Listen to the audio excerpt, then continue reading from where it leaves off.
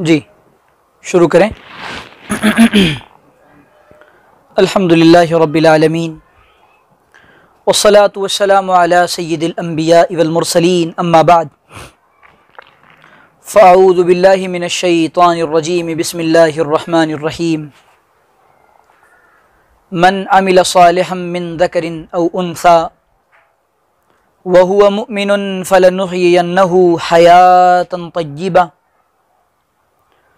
व क़ाल अन्नबिय्यु सल्लल्लाहु अलैहि वसल्लम अद्दुन्या कुल्लुहा मता व खैरु मताइद दुन्या अल मरअतुस सालिहा। सुब्हान रब्बिका रब्बिल इज़्ज़ति अम्मा यसिफून व सलामुन अलल मुरसलीन वल्हम्दुलिल्लाहि रब्बिल आलमीन। अल्लाहुम्मा सल्लि अला सय्यिदिना मुहम्मद व अला आलि सय्यिदिना मुहम्मद व बारिक व सल्लिम। अल्लाहुम्मा सल्लि अला सय्यिदिना मुहम्मद व अला आलि सय्यिदिना मुहम्मद फ़ी अव्वलि कलामिना व औसति कलामिना व आखिरी कलामिना। दुनिया में दो ही तरह की असनाफ हैं इंसानों में, या तो मर्द हैं या औरतें हैं। अल्लाह ताला ने औरत और मर्द इन दोनों को बनाया है, और मर्द के ज़रिए से अल्लाह ताला ने औरत की तख्लीक फरमाई है, लेकिन औरत को मकाम अल्लाह ताला ने बहुत बुलंद दिया है। और औरत जब माँ बन जाती है और किसी बच्चे की जब पैदाइश होती है तो अल्लाह को उस पर भी बड़ा प्यार आता है। औरत का असल मकसद दुनिया के अंदर इंसान की तरबियत और इंसान को अच्छा बनाना है। मर्दों का काम है बाहर जाना, कमाना, पैसे लाना, खानगी ज़िंदगी को अच्छा बनाना और वेल सेटल लाइफ देना, ये मर्दों का काम है। औरत का काम है कि मर्द तो जिस्म की निगहदाश्त करेगा, जिस्म की परवरिश करेगा, लेकिन औरत इंसान के किरदार की परवरिश करती है और इंसान के किरदार की तरबियत करती है। अगर दुनिया के अंदर दो लोग सुधर जाएं तो पूरा माशरा सुधर जाएगा। मर्द सुधर जाएं और औरतें सुधर जाएं, शौहर सुधर जाए और बीवी सुधर जाए, माँ सुधर जाए और अब्बा सुधर जाए।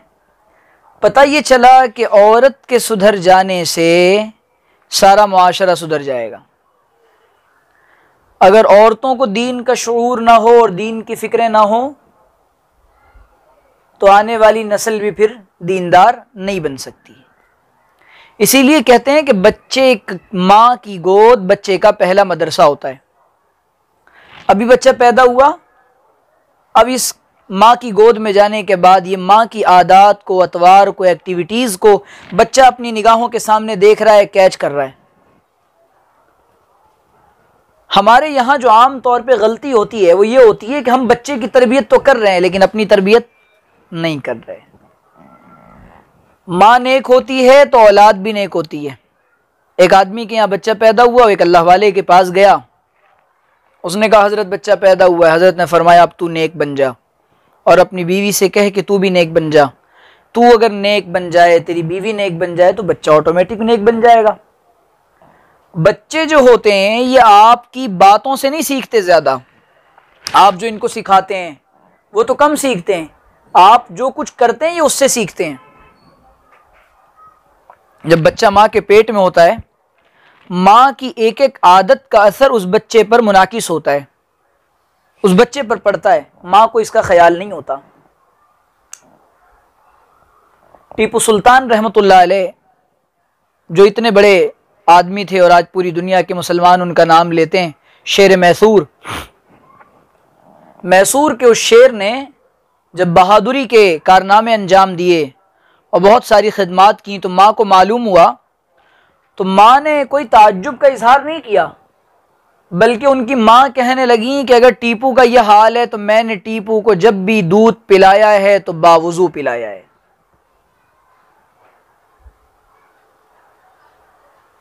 और हज़रत अब्दुल कादिर जीलानी की वालिदा ने अपने बेटे को झूठ से बचाने के लिए क्या नसीहत की थी कि तेरी आस्तीन में पैसे तो सी रही हूँ, और अगर बेटा लेकिन झूठ नहीं बोलना।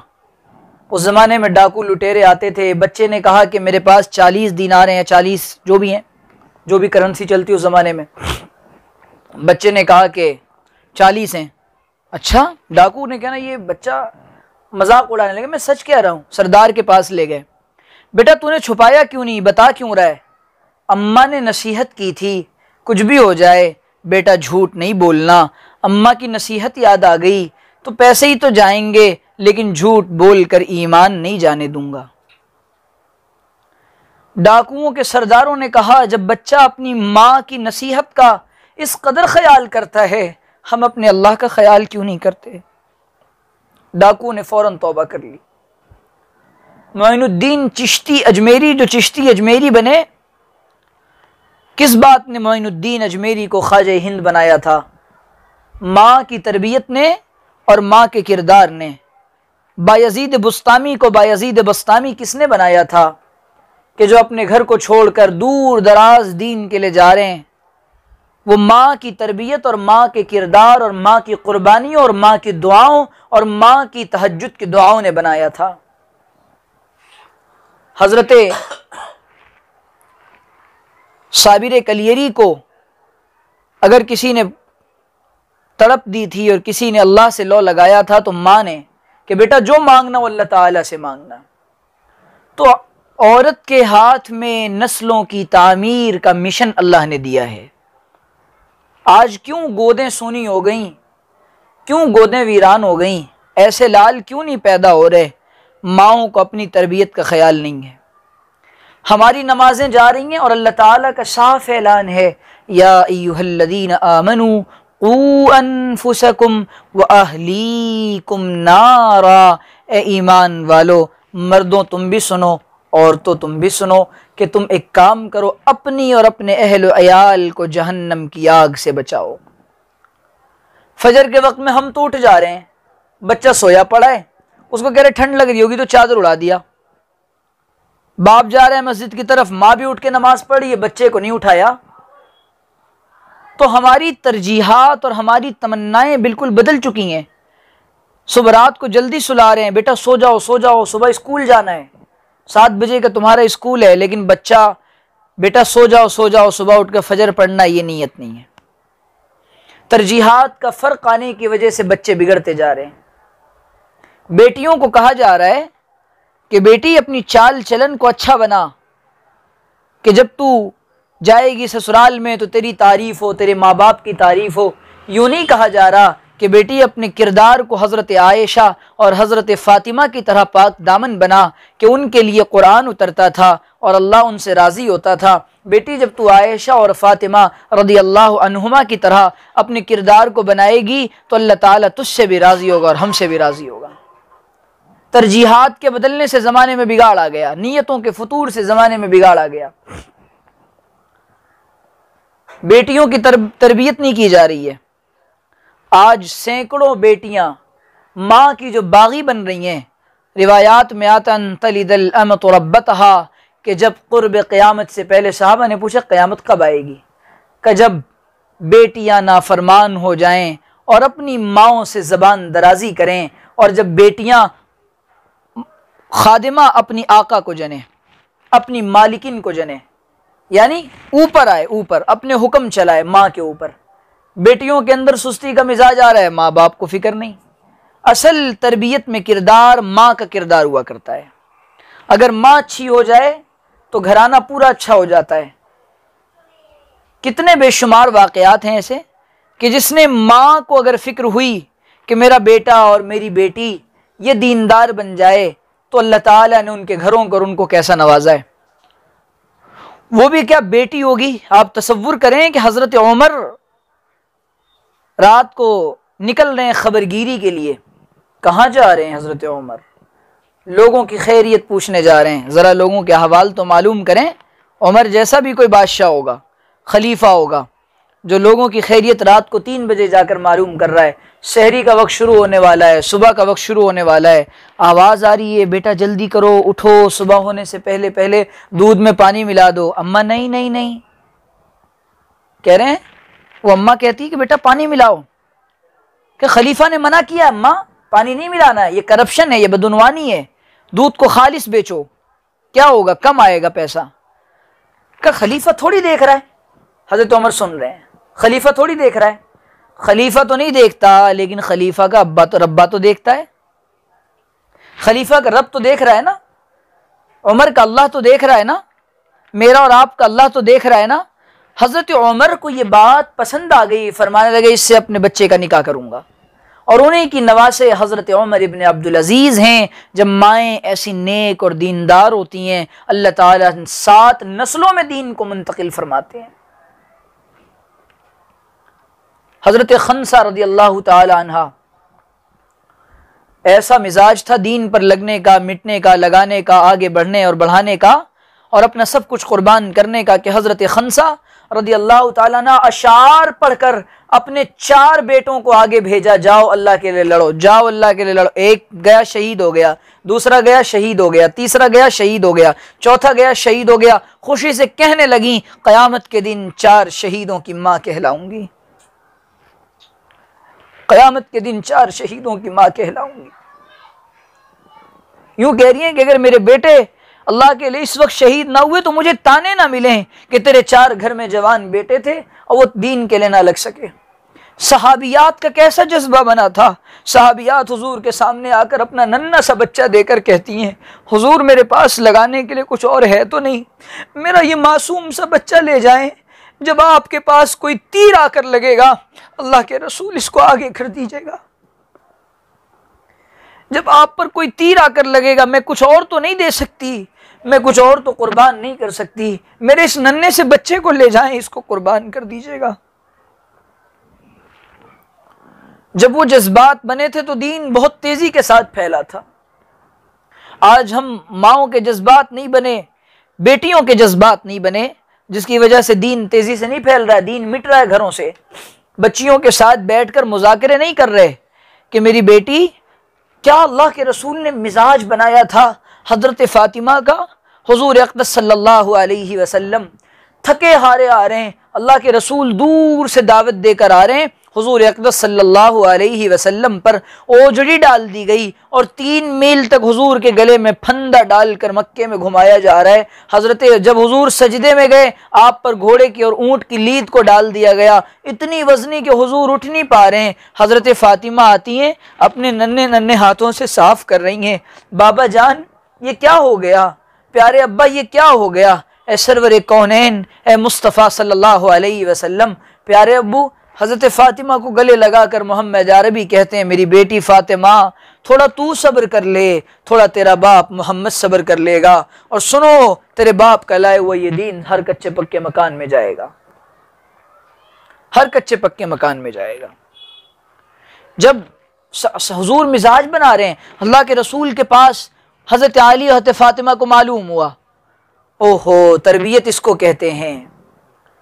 मालूम हो हुजूर के पास गुलाम आए, खुद्दाम आए हैं, चलो हुजूर से जाकर कहते हैं, चक्की पीसते पीसते थक जाती हूँ, पानी निकालते निकालते थक जाती हूँ, अली भी थक जाते हैं, मैं भी थक जाती हूँ। हुजूर के पास जा रहे हैं, कायनात के सरदार के पास, कायनात के सरदार के पास जब हुजूर जा रहे हैं, हुजूर के पास जब हज़रत अली और फ़ातिमा आते हैं, हज़रत अली और फ़ातिमा रज़ी अल्लाह ताला अन्हा कहते हैं, हुजूर हमने सुना है ग़ुलाम आए हैं, हमें दे दीजिए, बड़ी ज़रूरत है, बड़ा मामला है। हुजूर कहते हैं, क्या मैं तुम्हें ग़ुलाम से बेहतर चीज़ न बता दूँ। मेरी बेटी फ़ातिमा और अली 33 मरतबा सुबहान अल्लाह, 33 मरतबा अल्हम्दुलिल्लाह और 34 मरतबा अल्लाहु अकबर पढ़ लेना, ये ग़ुलाम से ज़्यादा बेहतर है।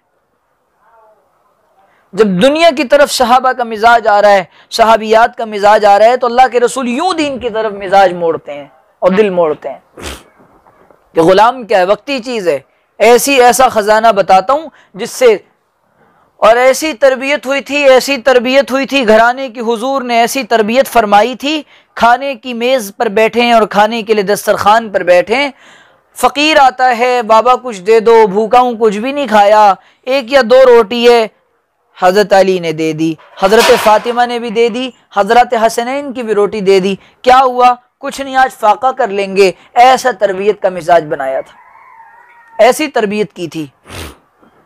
तो माएँ और जब बाप और जब घर के बड़े अपने बच्चों की तरबियत यूं करते हैं, फिर उनका मिजाज अच्छा बनता है। उन बच्चियों को साफ ये कहो कि मेरी बेटी, तुम किसी के घर की इज्जत हो, तुम हमारे घर की इज्जत हो, तुम्हें कहीं जाना है, तुम्हें कहीं जाना है, तुम्हें किसी के घर की इज्जत बनना है, तुम्हारा काम नस्लों की तरबियत करना है, तुम्हारा काम माशरे को अच्छा इंसान और अच्छा फर्द देना है, जिसके जरिए से लोगों को नफा पहुंचे, जिसको देखकर लोगों को अल्लाह याद आए, जिसे देखकर लोगों को अल्लाह याद आए, ऐसा बच्चा देना है। उसके लिए ये तब होगा जब माएँ अपने ऊपर ध्यान दें।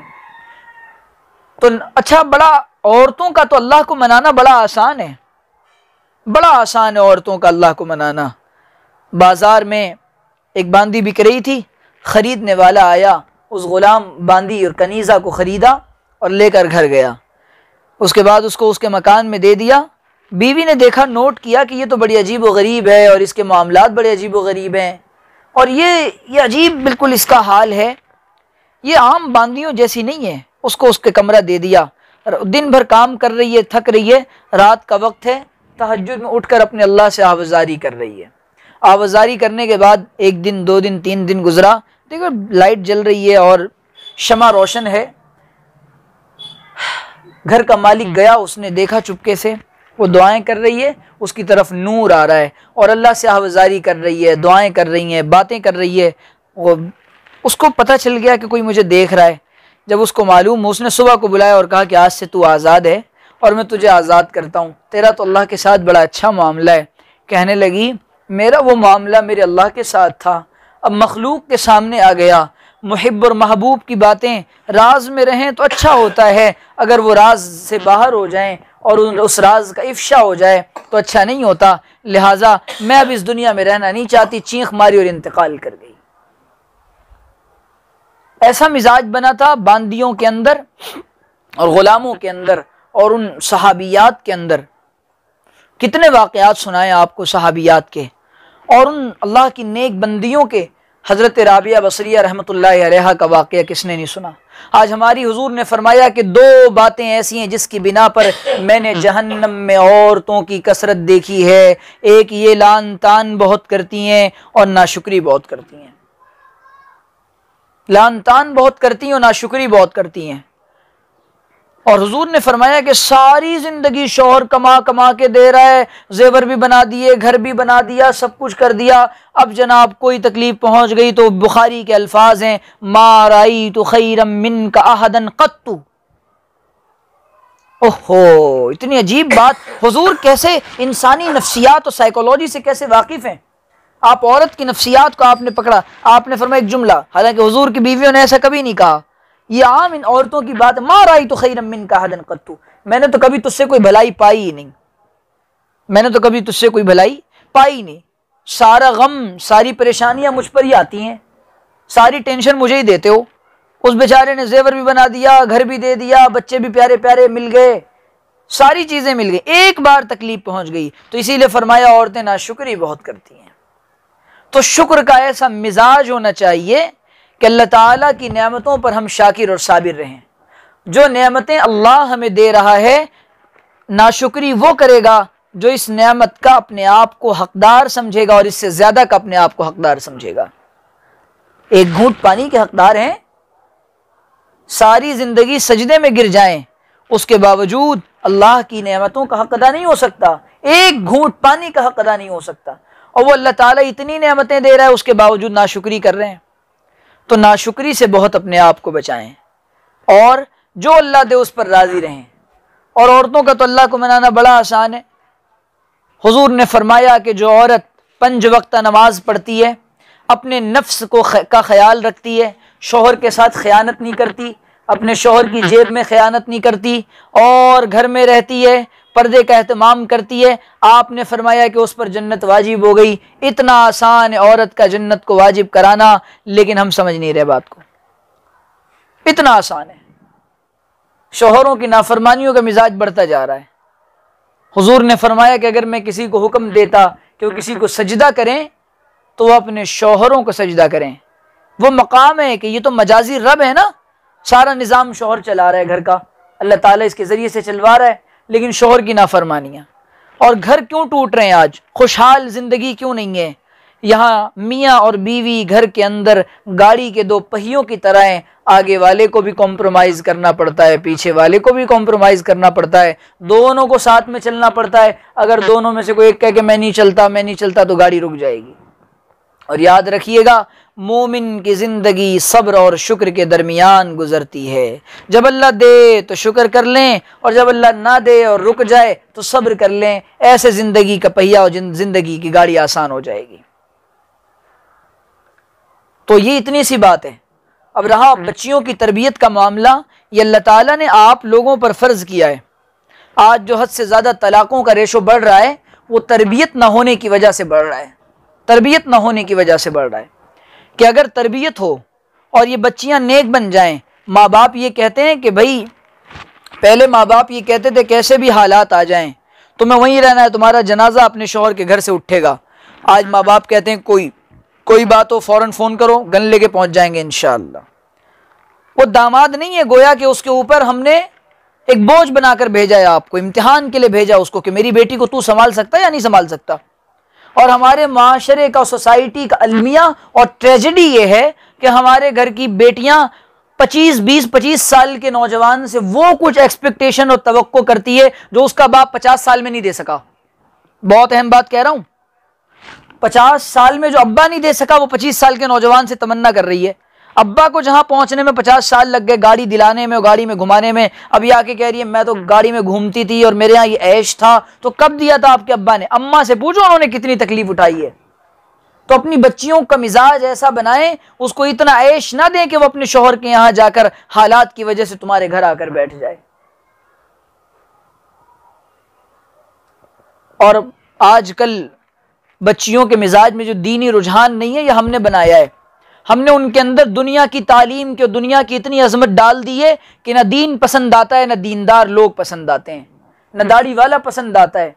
और फिर बिलाखिर नतीजा और ज़िंदगी भाई, जितने निकाह और जितनी शादियां पैसों और दौलत की बुनियादों पर होते हैं, वहाँ फसाद होता है, फितना होता है, खुशियाँ नहीं आती। मैं हज़ार करोड़ के मालिकों से मिला हूँ, उन्होंने अपने घर की बेटियों के जो हालात मेरे सामने रखे वो खुश नहीं है, वो खुश नहीं है। शौहर शराब पीता है, उसको दीन का पता नहीं। जो अल्लाह के हुकूक अदा नहीं करेगा वो तेरी बेटी के भी हक अदा नहीं करेगा। जो अल्लाह से डरने वाला नहीं होगा वो तेरी बेटी के हक में भी अल्लाह से डरने वाला नहीं होगा। तो ये दीन, ये फर्स्ट प्रायोरिटी है हमारी, पहली तरजीह है ये हमारी। ये सिखाएं अपनी बच्चियों को। 5 वक्ता नमाजों की निगरानी ये आपकी जिम्मे है, पर्दे की पाबंदी ये आपके ज़िम्मे है, उसके लिबास पर निगरानी ये आपके ज़िम्मे है, वो किन सहेलियों के साथ और फ्रेंड सर्कल उसका कैसा है ये आपके ज़िम्मे है, स्कूल और क्लासेस में बच्ची किसके साथ कहाँ क्या करती है, कैसे रहती है, क्या उसका आओ भाव ताव क्या है, वो आपके ज़िम्मे है। अगर आपने इस पर कोशिश नहीं की तो फिर वो बच्ची हाथ से निकल जाती है, फिर आकर रो रहे होते हैं। आज जो इर्तिदाद के वाक़यात सामने आ रहे हैं, फलानी फलां के साथ भाग गई, फलां कन्वर्ट हो गई, उसने इस्लाम छोड़ दिया, क्यों? कौन है इसका जिम्मेदार? इसके जिम्मेदार मैं, आप, माँ बाप, मुआशरा, सोसाइटी के बड़े लोग हैं। सबसे पहले माँ बाप जिम्मेदार हैं। फिर आपने जिन स्कूलों का, जिन तालीम गाहों का और जिन दरसगाहों का इंतखाब किया है, वो दरसगाहें तालीम के लिए नहीं बनाई गई, वो आपके बच्चों के ईमान के लूटने के लिए बनाई गई हैं। वो निज़ाम तालीम और वो एजुकेशनल सिस्टम और ये मुरव्वजा निज़ाम तालीम, ये मॉडर्न एजुकेशन सिस्टम लाया इसीलिए गया है कि लोगों को मॉडर्न बना दिया जाए, लिबरल बना दिया जाए और इनको ऐसा बनाया जाए कि इनके नज़दीक दीन और धर्म की कोई अहमियत ना रह जाए। तो आप सबसे पहले तो अपनी बच्चियों के घर के अंदर दीनी माहौल बनाएं। इसके लिए रोज़ाना की तालीम ज़रूरी है। कभी उसको बताया है कि बेटा कब्र हशर का भी कोई मामला है? कभी उसको बताया है? नहीं बताया। नमाज में सुस्ती करने पर क्या नुकसानात है? कभी बताया है? और जिसकी ज़िंदगी में नमाज नहीं होती वो खुशहाल ज़िंदगी नहीं गुजार सकता। जिसकी ज़िंदगी में माँ बाप का अदब, जो बच्चियाँ माँ बाप से ज़बान दराजी कर रही है, वो अपने शौहर से जाके ज़बान दराजी करती है। आजकल के लड़के नखरे उठाने वाले नहीं होते, उनको बताओ कि बेटा ज़िंदगी बर्दाश्त से कटती है, ज़िंदगी तो कटती है नज़रअंदाज से और बर्दाश्त से। ये दोनों चीज़ें, इग्नोरेंस और टॉलरेंस, ये दोनों चीज़ें ख़त्म हो गई हैं, दोनों चीज़ें ख़त्म हो गई हैं। न शौहर बर्दाश्त करने को तैयार, न बीवी बर्दाश्त करने को तैयार। एक तरफ नरम एक तरफ गर्म मामला हो तो चल जाए ना। और हज़रत थानवी तो बड़ी अजीब बात फरमाते थे, मर्दों से कहते थे कि भाई मर्दों तुमको बीवी बनना पड़ेगा। वो जो कहे जी मैं हाजिर हूं, जी अच्छा जी अच्छा, क्योंकि औरतें तो सुधरने को तैयार नहीं है। तो बात इतनी सी है कि नमाजों की पाबंदी के साथ घर के अंदर जब तक माहौल नहीं बनाएगा, औरत का दीन नस्लों तक सफर करता है, मर्द का दीन चौखट तक रहता है। आले रसूल जो चली हजरत फातिमा से चली है, हजरत फातिमा के साहबजादे हजरत हसनैन से चली है। तो ये जो अल्लाह ताला ने औरत को जो मकाम दिया है वो इस्लाम ने दिया है। इस्लाम के आने से पहले औरत का क्या हाल था सारी दुनिया जानती है। औरत को दफन कर दिया जाता था, जिंदा दफन कर दिया जाता था, जिंदा जला दिया जाता था। और अभी करीब ज़माने में मराठा हुकूमत तक से पहले औरत को सती किया जाता था, और औरत को बाज़ दफ़ा उसके सर के बालों को उतार दिया जाता था, और अगर शौहर मर जाए तो बाज़ दफ़ा उसी आग में उसको झोंक दिया जाता था। ये औरत के साथ नाइंसाफ़ी थी। इस्लाम ने आने के बाद ये बदनाम किया जा रहा था कि जन्नत से हज़रत हव्वा की वजह से हज़रत आदम निकले थे। इस्लाम ने और कुरान ने इस इल्ज़ाम और तोहमत को धोया कि सिर्फ हज़रत हव्वा की गलती नहीं थी, बल्कि हज़रत आदम और हज़रत हव्वा दोनों इस काम में बराबर के शरीक थे। दोनों को कहा गया था वला तक़रबा हाज़िही शजरा, देखो उस दरख्त के करीब नहीं जाना, तो दोनों ने खाया था, हज़रत हव्वा ने नहीं बहकाया था। ये गलत बात है। औरत तो काबिल तकरीम है, काबिल एहतराम है, इसका मकाम अल्लाह ताला ने कितना बुलंद बताया है।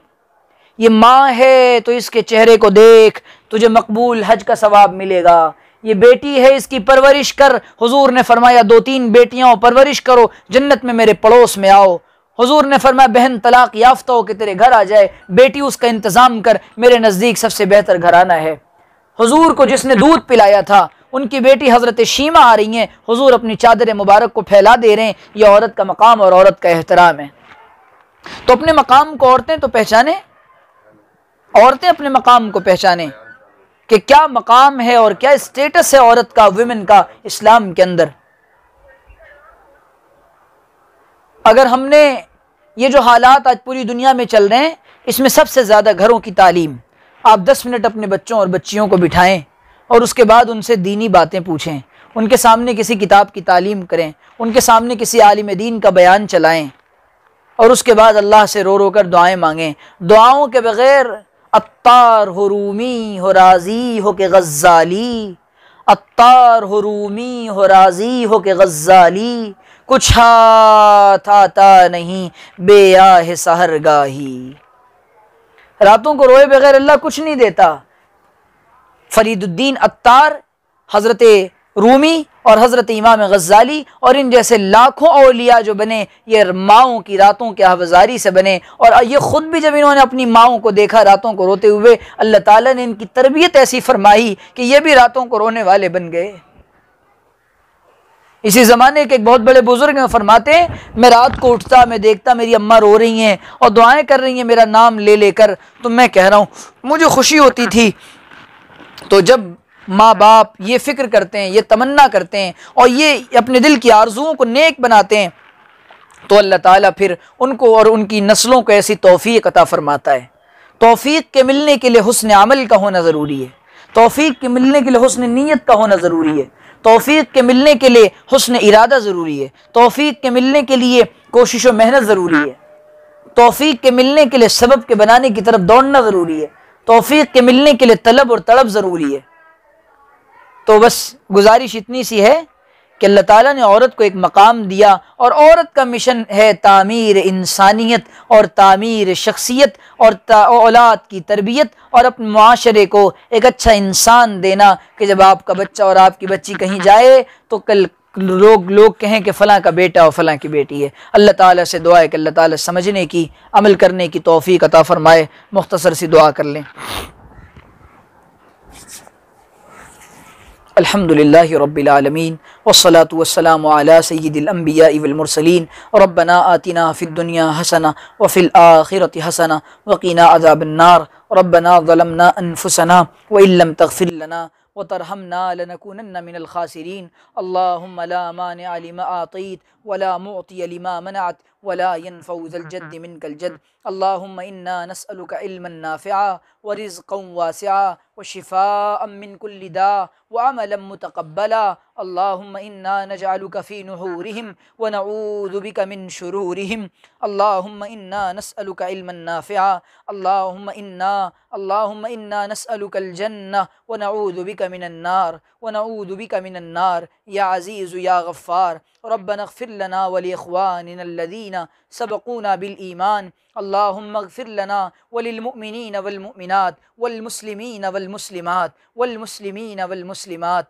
ए प्यारे अल्लाह, हम आपके आजिज़ और मिस्कीन बंदे और बंदियाँ हम आपके दरबार में हाज़िर हैं। अल्लाह, ज़ाहिर में तो हम आपके बंदे हैं, हकीकत में बड़े गंदे हैं। हमें अपने गंदे होने का एतराफ़ है, हमें अपने गंदे होने का इकरार है, हमें अपने गंदे होने का ख्याल है। अल्लाह, हम आपके सामने आकर आज अपने हाथों, गंदे हाथों को लेकर अल्लाह उठाए बैठे हैं। अल्लाह, आपके सामने बैठकर हम आपसे कह रहे हैं, ए प्यारे अल्लाह, हमें माफ़ फरमा दीजिए। ए प्यारे अल्लाह, हमें माफ़ फरमा दीजिए। दरगुज़र का, अफ़्व का, आफ़ियत का, फ़ज़ल का, युस्र का, आसानी का मामला फ़रमा दीजिए। अल्लाह, हमने आपको बहुत नाराज़ किया है। अल्लाह, हमने आपको बहुत नाराज़ किया है। आज राज़ी करने आए हैं। अल्लाह, राज़ी हो जाइए। अल्लाह, राज़ी हो जाइए। ए मालिकुल मुल्क, ए दुनिया के बादशाह, ए हमको बनाने वाले, ए कायनात को बनाने वाले, ए बहुत प्यारे अल्लाह, ए हमारे एक लौते अल्लाह, ए हमारे एक लौते अल्लाह, ए बहुत करम करने वाले अल्लाह, ए बहुत सोने अल्लाह, ए बहुत प्यारे अल्लाह, आप हमको जानते हैं, हम आपके बहुत कमज़ोर बंदे हैं। अल्लाह, हम कुछ भी कोशिश करें, हमारे काम हमारी इरादों से नहीं बनते, आपके करने से बनते हैं। हम बहुत माज़ूर और मजबूर बंदे हैं। ए अल्लाह, आप हम पर फ़ज़ल फ़रमा दीजिए। ए अल्लाह, तमाम मर्दों औरतों को कबूल फ़रमा लीजिए। ए अल्लाह, जो माएँ बहनें सुन रही हैं,